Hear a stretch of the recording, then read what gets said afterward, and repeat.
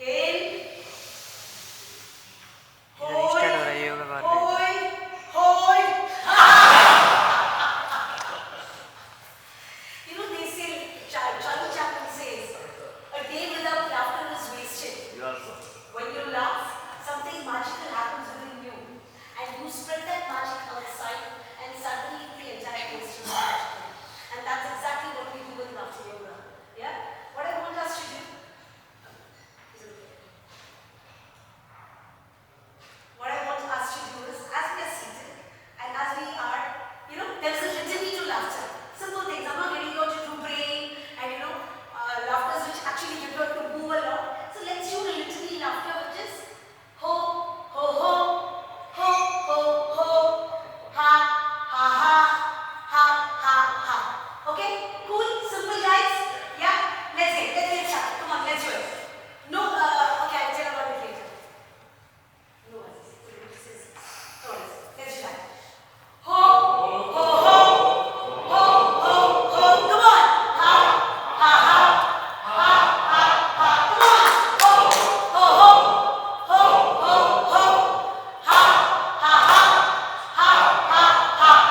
Ho, ho, ho, ho, ho, ho. Ha, ha, ha, ha, ha, ha. There are 3 rules to laughter. That's what we devised. 1, laughter has to be from your belly and not outside. It should be natural. Laugh. I remember the last time I did with IPPC, I had Sahitya ji and Karthik with me. And we actually had a competition was who was better than them. It was that good. Second, it should be for a minimum of 15 seconds for us to get the benefits of laughter. So when we actually watch a slapstick comedy, the laughter is only for 3 to 5 seconds. So it's good if we laugh for 15 seconds. And the third one is, there are plenty of cases where you cannot laugh. But there are a lot of cases where you can. And at that time, don't be shy about it.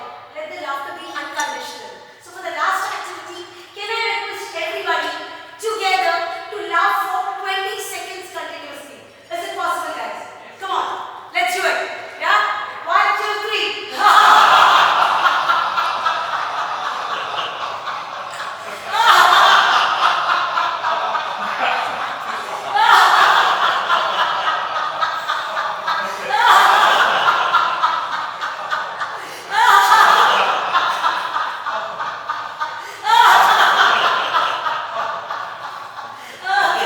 Because in laughter, the laughter body doesn't understand whether your laughter is fake or true.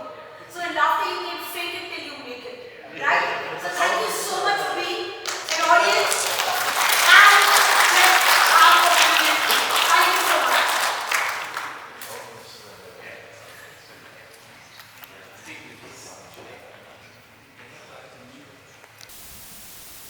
So, ladies and gentlemen, a warm welcome and good morning again.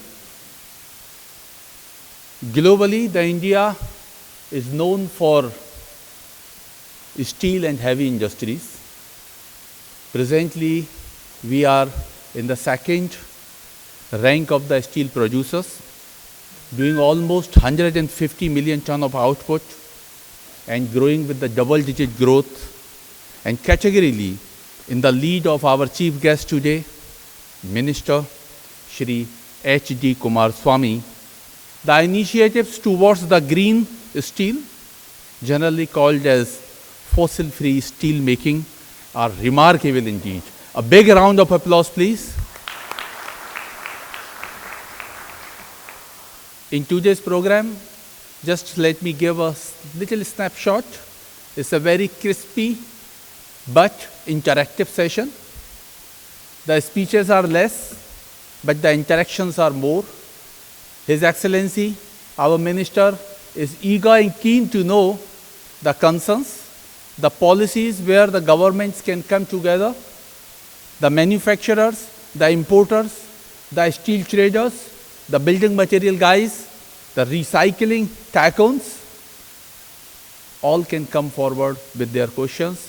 So we will be going to have a formal introduction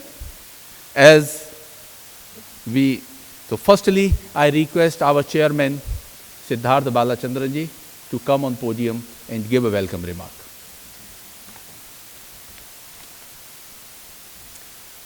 Thank you, Sahitya. Honorable Minister, Honorable Consul General, members of the industry fraternity in Dubai, guests from India, and my brothers and sisters of my extended IBPC family. A very good morning to all of you.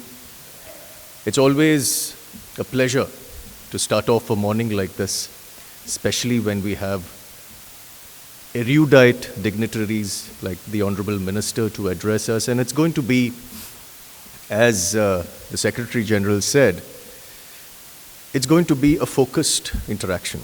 And this is the idea that was behind organizing this function. Ladies and gentlemen, this is India's century. And our path, our charge towards a 30 trillion US dollar GDP is well and truly underway. One of the cornerstones, one of the fundamental pillars for us to achieve that target is the heavy industry sector and the steel sector. So every facet of our push towards that magical figure, hopefully before 2047, is going to be bolstered by this particular industry. So I would urge you to be as free as you can and as pinpointed as you can. The Honorable Minister has had a very busy day. In fact, for the last 2 days, I think he's been in and out of meetings.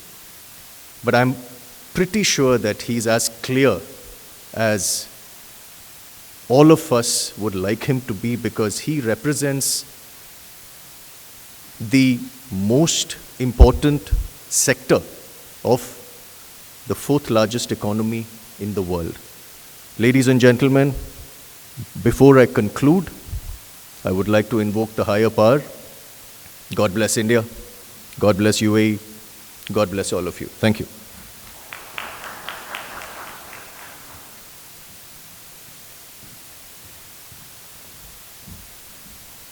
Thank you, Chairman. As globally, we understand the steel industry going to mark almost 2,000 billion USD by 2027. And UAE's contribution within GCC, if we see the UAE is the largest importer, the construction and real estate industry is giving a good fuel, particularly to the steel and the steel products. And if we recognize the Indian mission worldwide, Dubai is the most largest and most significant, I can say, as of in the today's time, is the Consulate of Dubai, Consulate of India in Dubai, and the Consulate General, Mr. Satish Sevan, is here with us. May I request you, sir, to address the forum.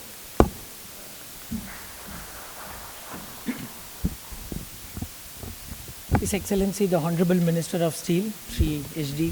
Kumaraswamy, sir.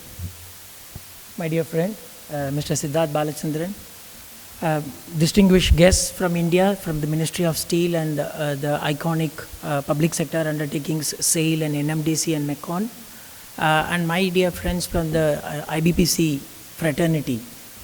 As has been outlined, what we envisage today is to have an interactive session to give a sense to the Honorable Minister about the opportunities, about the challenges that lie in the steel sector. It is a no-brainer that if India has to become a $5 trillion economy by 2030, or a second largest economy in the world by 2047, the rapid expansion of steel industry is a necessity. I was told over the course of past 2 days that we have a very ambitious plan of more than doubling our steel sector manufacturing capacity to 300 million tons by 2030. A very ambitious plan. It has to come through expansion in capacities, probably mergers and acquisitions, looking at new markets. In that sense, in the past couple of days, we have had wonderful discussions and interactions in Ras Al Khaimah, a place where we source a lot of raw materials. Honorable Minister had an interaction with the ruler of Ras Al Khaimah, visited the quarries there. And yesterday we had interaction with the Minister of Economy, exploring opportunities in the steel sector, particularly between India and UAE. And it is also known that UAE has a massive requirement of steel in their expansion. Their annual consumption is about 10 million tons, whereas we supply less than 500,000 tons. So obviously there are a lot of opportunities that lie here. I'm sure there are a few challenges that are there. Sir, today what we have organized is a representation from different steel companies from India. We have representatives of Tata Steel here, we have representatives from Jindal, JSW, of course CMD SAIL is here. This visit is also significant because Honorable Minister had opened the representative offices of SAIL, Mecon and NMDC in Dubai. So this clearly shows the intent that Government of India has in expanding its wings beyond India and becoming truly a global power in steel sector. So this interaction is an opportunity for us to take the conversation forward, to develop a better understanding. So without much ado, I hand over the mic to you. You could guide us as to what are the things that the sector should be focusing on, and obviously it's an opportunity for us to listen from the industry. So thank you very much, sir, for your presence. Thank you to IBPC for always stepping up and responding to our request to host the Honorable Minister. And thank you once again to all of you for joining us today morning. Thank you.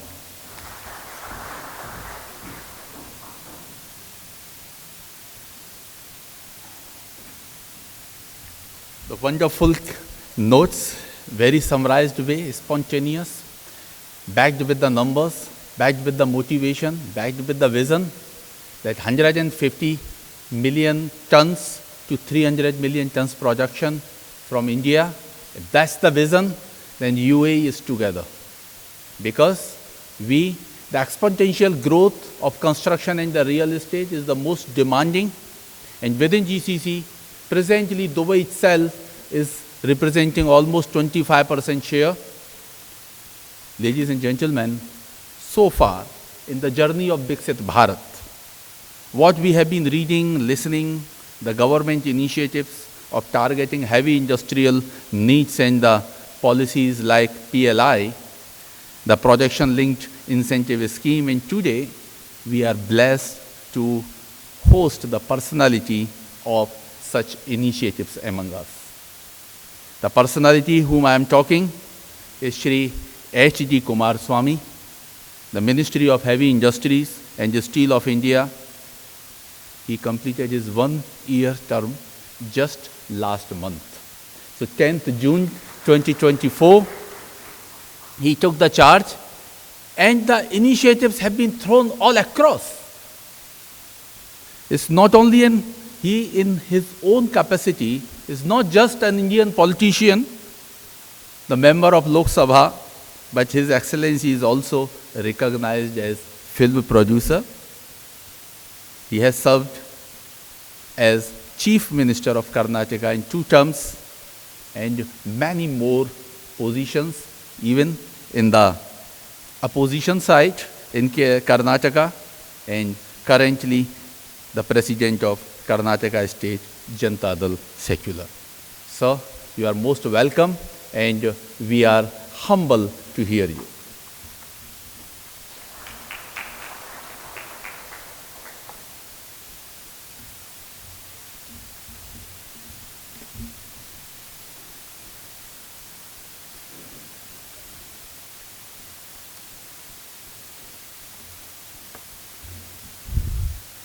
Chairman Siddharth Vijay, General Secretary Chaturvedi ji, Satish ji, and esteemed distinguished guests. It is a pleasure to me meet you all and engage in a dialogue that reaffirms the strong and growing partnership between India and the United Arab Emirates.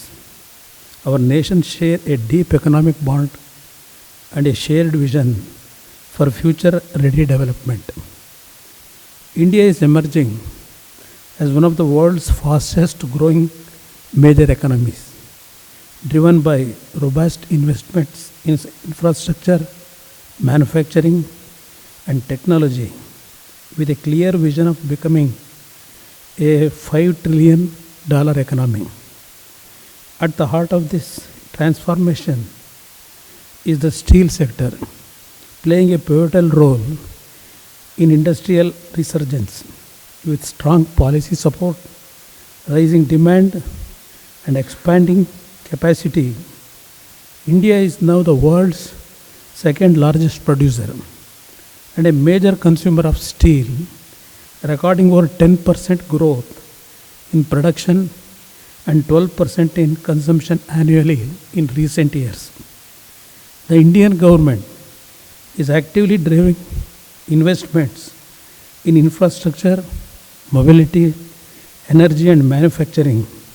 Initiatives like the National Infrastructure Pipeline, Gati Shakti Master Plan and Make in India are generating massive demand for steel, creating opportunities not only within the country but also for global investors and trading partners.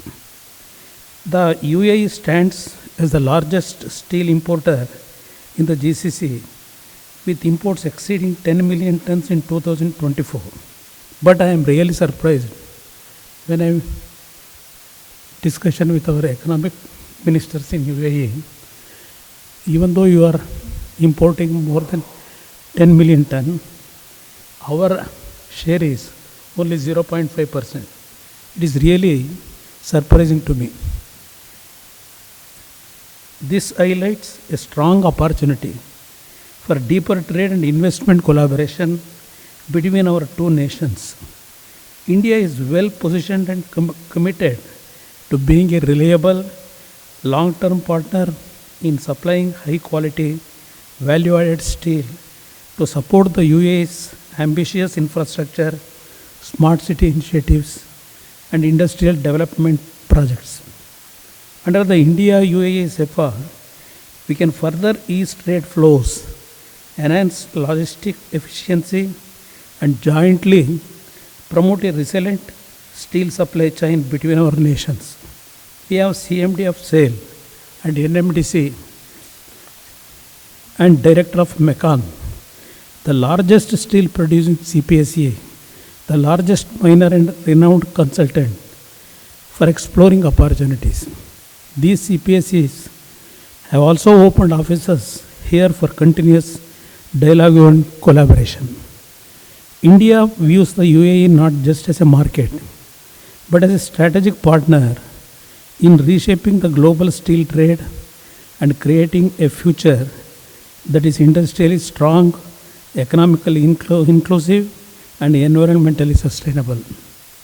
We invite you to visit India to see firsthand the progress, innovation, and ambition driving our steel sector forward. Our steel companies import a significant volume of steel grade limestone from UAE and are keen to explore long-term supply agreements and joint ventures with UAE based firms. Our CPSEs are actively looking to deepen engagement with UAE based firms. SAIL, one of India's leading steel producers, is keen to explore strategic partnerships for long-term limestone supply and to cater to UAE's steel demand, with high-quality Indian steel also manufacturing facilities. NMDC, India's largest iron ore miner, is interested in collaborating on mining value chain development, while MECAN aims to offer its expertise in engineering consultancy and project monitoring services. All three CPSEs now have permanent presence here through their international offices in Dubai, which will serve as platforms to strengthen partnerships and enhance coordination. Before I conclude my views, my heartiest congratulations to all our Indian representatives in Dubai. You have achieved in your life a maximum goal and you are contributing for UAE's development. For that, personally, I congratulate you. Thank you.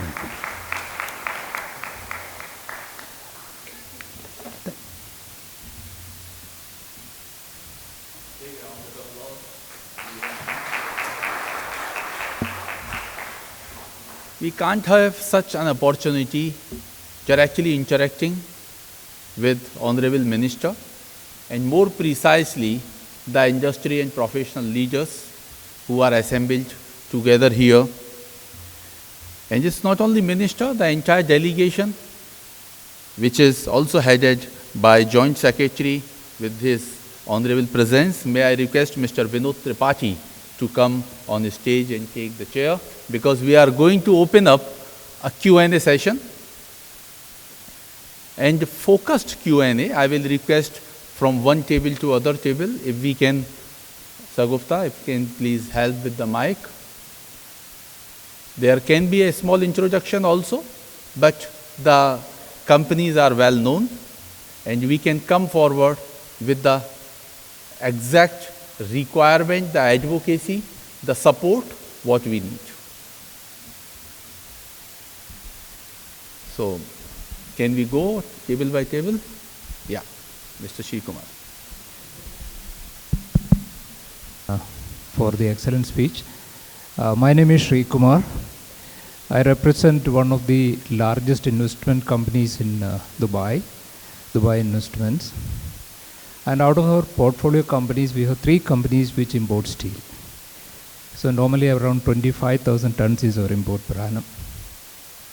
And as you rightly said, Excellency, Honorable Minister, it's always a challenge why the percentage of steel import from India is less here is also the challenge of supply chain and the payment platform.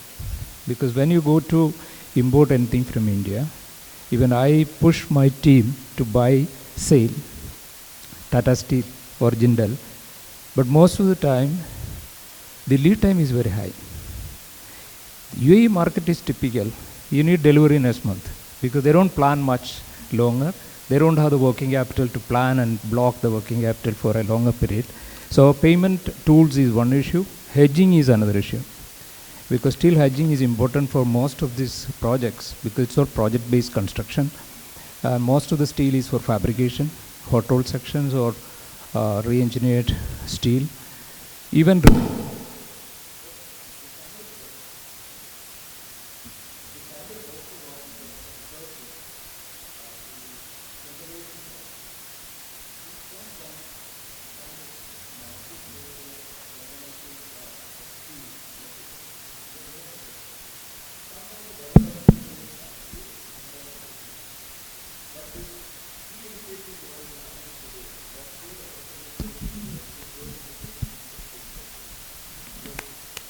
one of the challenge for people is whom to approach. You need a consolidated purchase agreement, whom to approach. So this will address part of it. In fact, I was about to suggest this, then music to my ears, it was told we are open to representative office. So this is what the proactiveness, huh? That's how the India is driven. So my humble request to all the steel producers who are here and the representative office is to create a platform wherein there is a purchase contract agreement in place well in advance, because it is so easy to fix the margin over the London steel price and create much flexible payment terms. UAE is known for flexible payment terms. So if you insist on letter of credit in advance, the business is going to be remaining in the same levels. Thank you very much.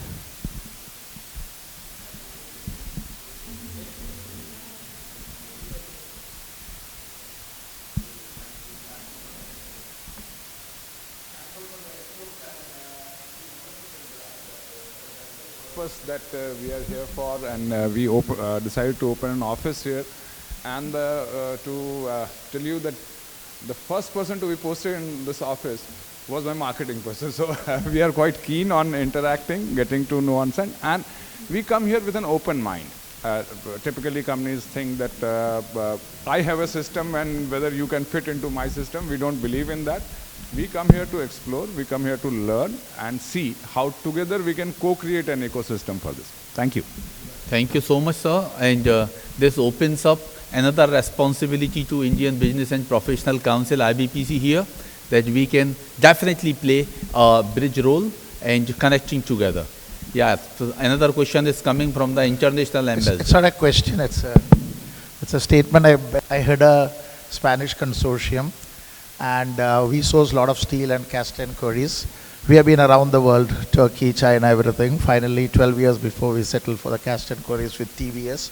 Today we have been buying them for 12 years. So sometimes the delays and everything, finally we end up with a good product. Steel also, I know Spain is importing about $500 million, if I'm right. I understand India's steel exports is declining also. But now we are actively looking to source steel from India.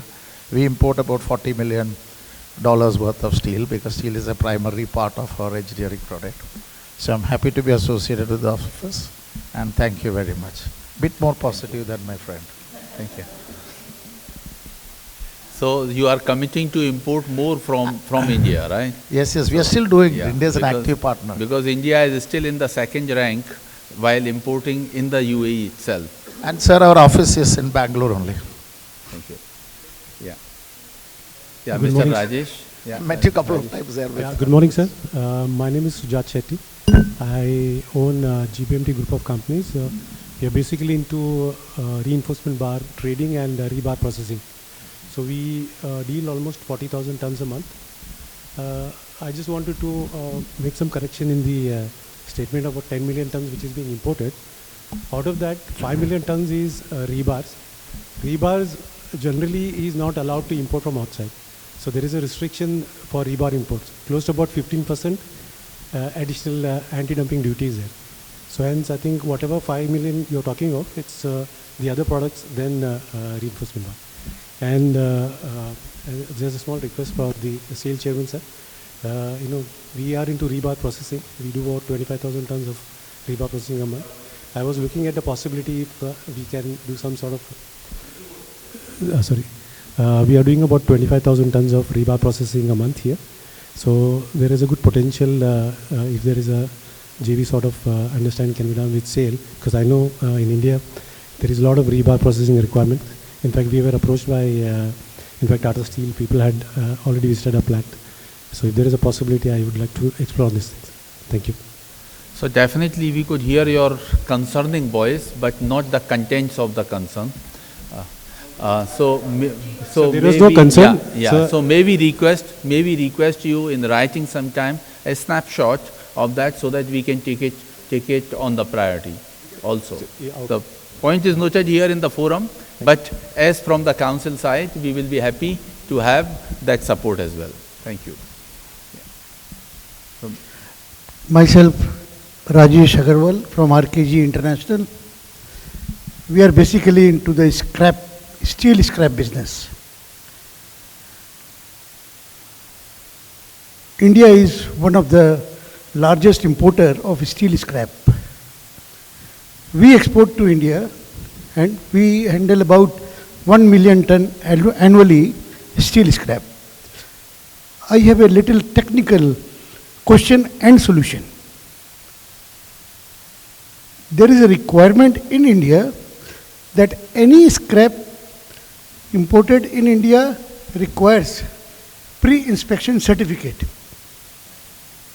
Whereas Pakistan, Bangladesh, Malaysia, Japan, Turkey, so many countries are there in the world. They are also importing steel scrap and they don't have the requirement for pre-inspection certificate.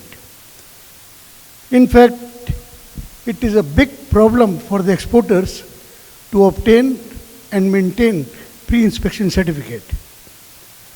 So my humble request is that this is the requirement which is not required. So, Your Honor, Your Excellency can look into the matter and the requirement for pre-inspection certificate may be removed in due time with the due course, because this is not the requirement by any other government in this world. Thank you very much.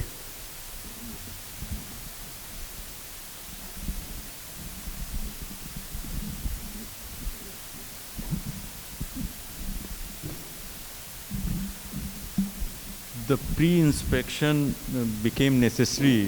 It has a history because of one of the incident when some hazardous material came in the import and it exploded during the melting.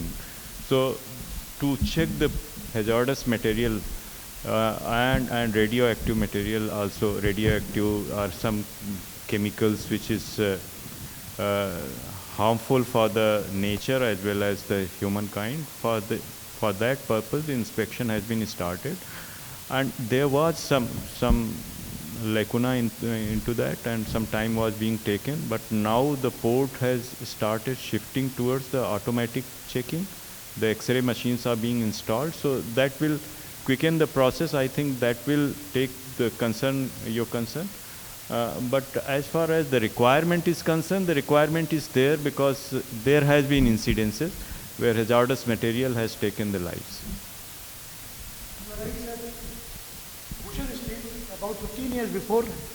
About 15 years before, there was an incident in Bhushan Steel.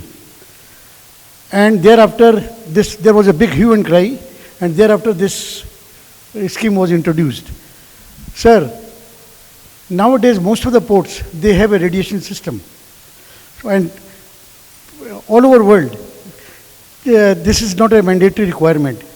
Yes, we are concerned about the safety of the nation, but definitely this is adding a lot of inconvenience to all the exporters only in case of export to India.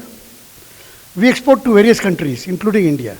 So I'm just talking to you about the practical solution. A lot of cars, they are running on the street, a lot of flights, they are going, there may be one incident. So that cannot prevail, preventing the smooth system. Should not. Thank you. No, thank you, Mr. Rajesh Agrawal, for your concern, and I think that has been good addressed. Yeah. So, but the protocols and compliances are one place, but the point is I think is well addressed. Yeah. Any other question? Because we have steel companies, the Macon Engineering, civils. Yeah. Good morning, all. My name is Shuja. I represent Tata Steel here. We have an office operating, sir, in Jebel Free Zone for last 3 decades. And I have few observations and few answers to the other colleagues who have asked the question, including one of the remark made by yourself about the Indian percentage of export into this country. For that, we need to first understand the whole gamut of steel, how it works here.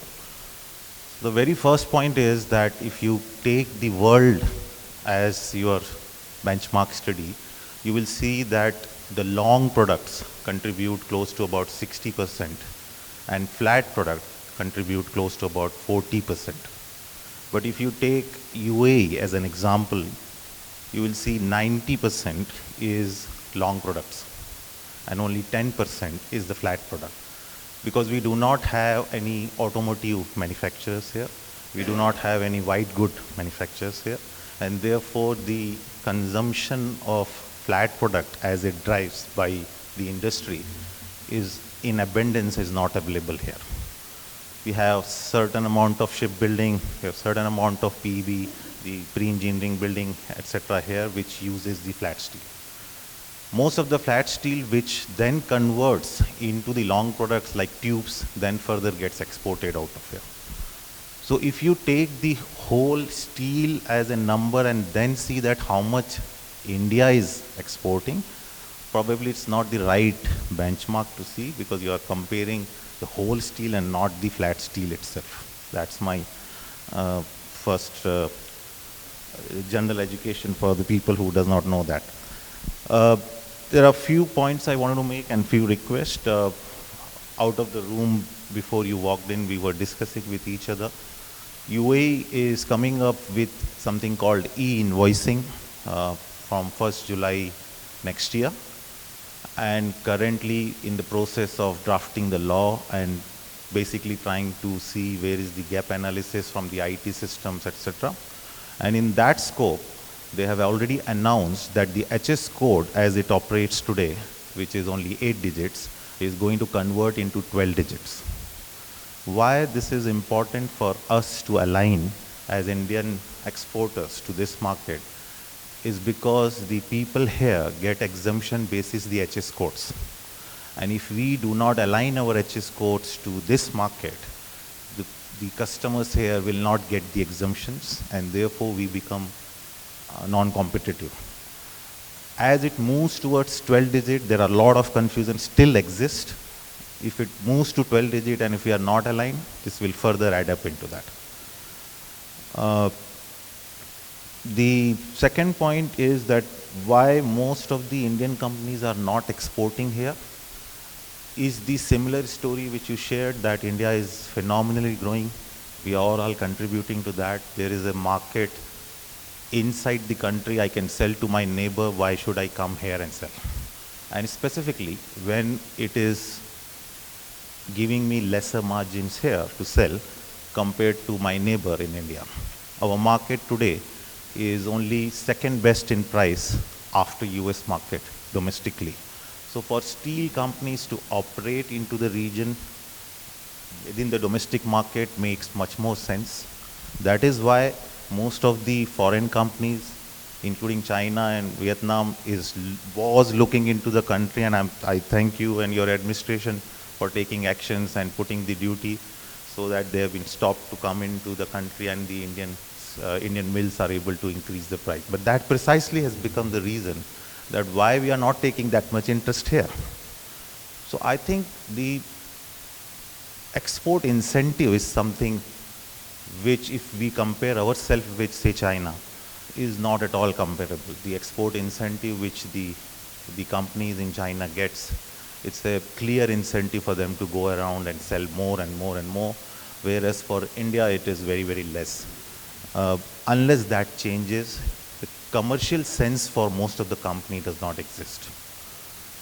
The last point is the capability of the ports. I'd like to share our own experience. When we ship from India, our vessels takes 3 to 4 days to get loaded. It get offloaded here in about like 8 to 10 hours. That is the speed at which the Jebel port operates, and most other ports as well. There is definitely an element of infrastructure improvement as the steel industry is rapidly growing in the double digit, as mentioned by you. I don't think that the infrastructure is moving at that speed. We as Tata Steel has put up a plant in Kalinganagar a few years back, 3.5 million ton plant. Took 6 years to produce, to put up that plant. That's a very, very long time from any standard.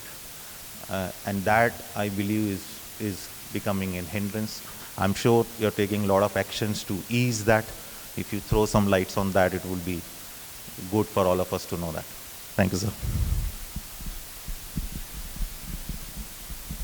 I think the concerns raised are very particular. You mainly gave some of the clarifications inside why export is limited from India to here. That was good insight. As far as infrastructure development part, you said that the present government under Honorable Prime Minister Modi ji and under guidance of Honorable Steel Minister, the government is taking various steps for ease of business, for expanding infrastructure. You'll be surprised to know that around 70% of the total steel presently consumed in India, that goes in the infrastructure sector. So infrastructure sector is expanding very fast. This year, around 11.1 lakh crore has been allocated in the budget for sole infrastructure sector and 1 lakh crore for the building construction sector. That is government part. The private may be coming up the more. So the steps are being taken. We are hoping in some time to come, we will match up the speed you expect. You want to make some remarks, right? Yeah, you please. So thanks for putting that. And on the infrastructure side, it's a journey. Can you introduce yourself? Yeah. Hi, Adindru Jain, and I'm representing DP World. We are operating a port and terminal here with free trade warehousing zone, and we have also got a very extensive network of logistics with port, free trade warehousing zone, rails and warehouses in India.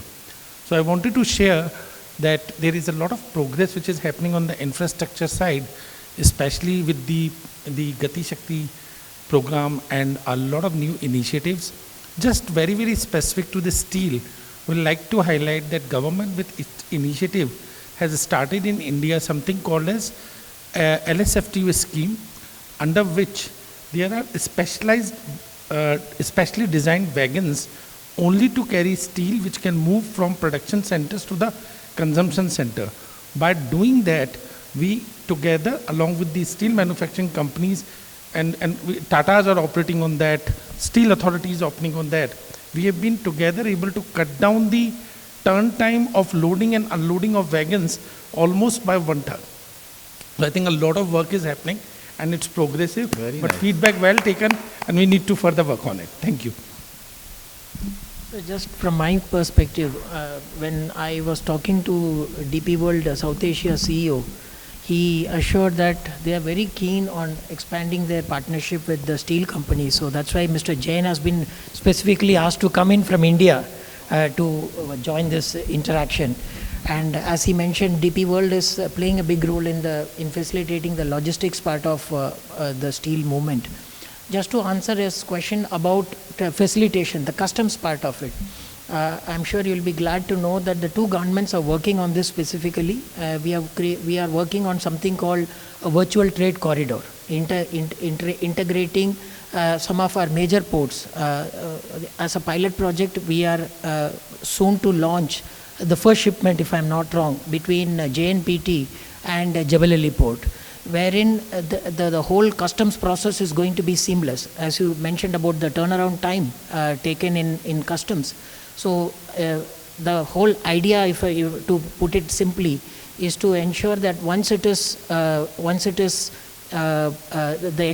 export process starts, it integrates with the platform in Jebel Ali, and the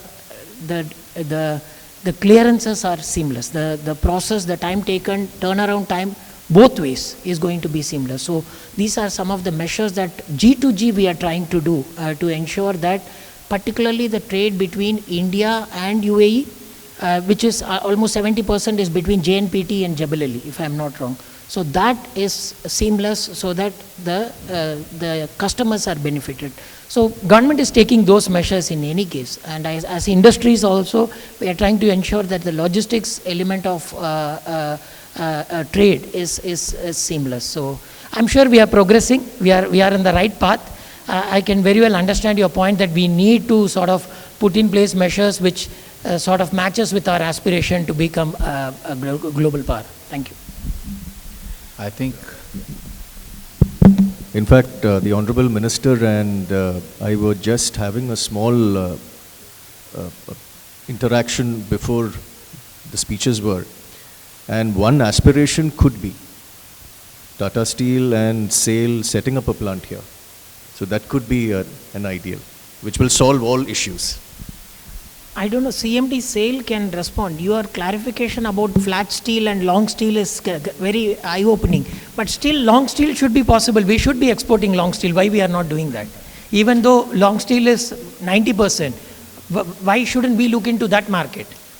Actually, just to clarify, and he's right when he says long steel typically is rebars. Rebars are typically produced locally because they're quite long and handling those are difficult. So it's most of the countries, including UAE, for that example, India.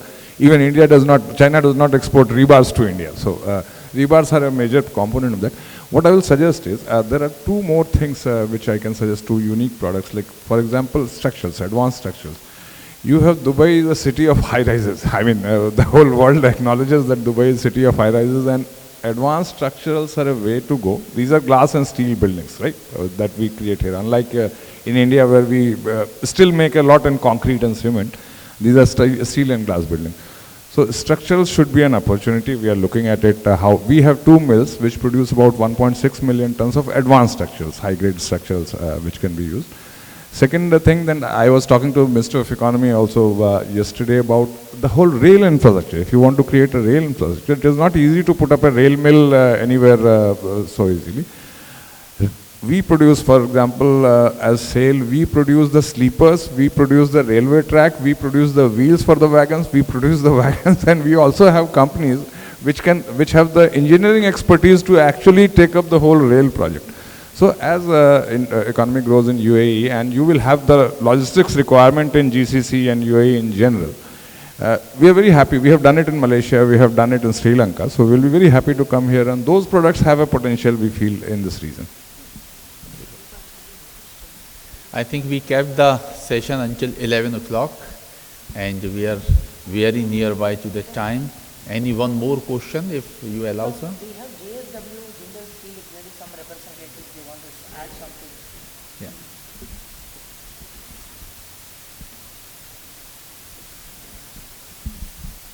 Good morning, sir.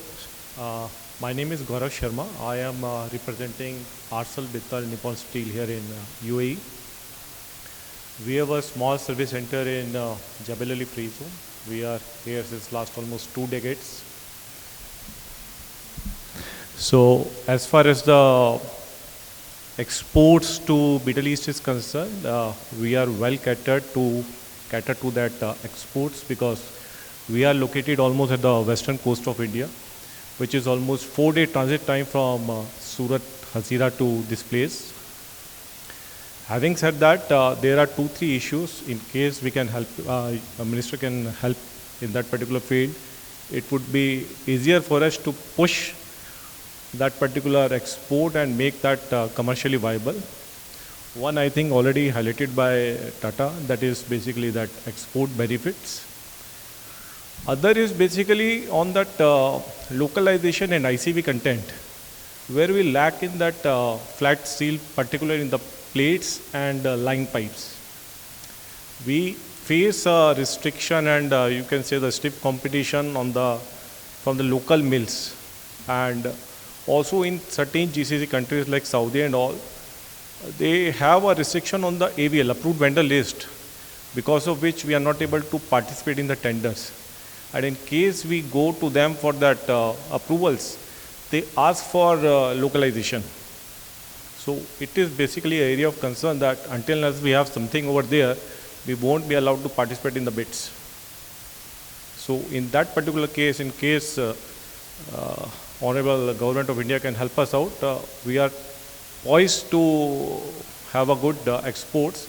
And as Minister Saab would be aware that AMN is expanding very fast in India, possibly by next year we would be almost doubling our capacity from 8 to almost 15 million tons in Hazira itself. Thank you.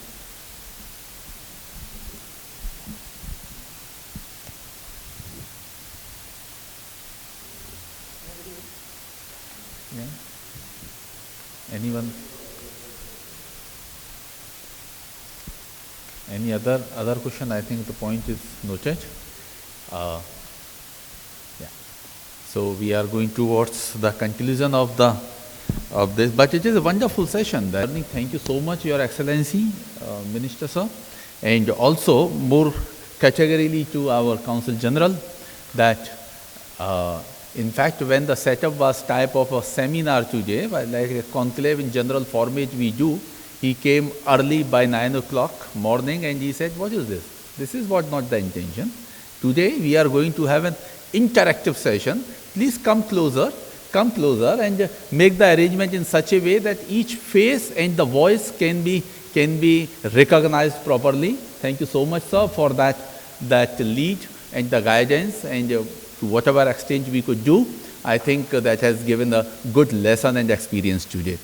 To make a thanking note and a conclusion remark, may I request a practicing lawyer in the United Arab Emirates and governing board member of IBPC, Ms. Shri ji. So So please come forward.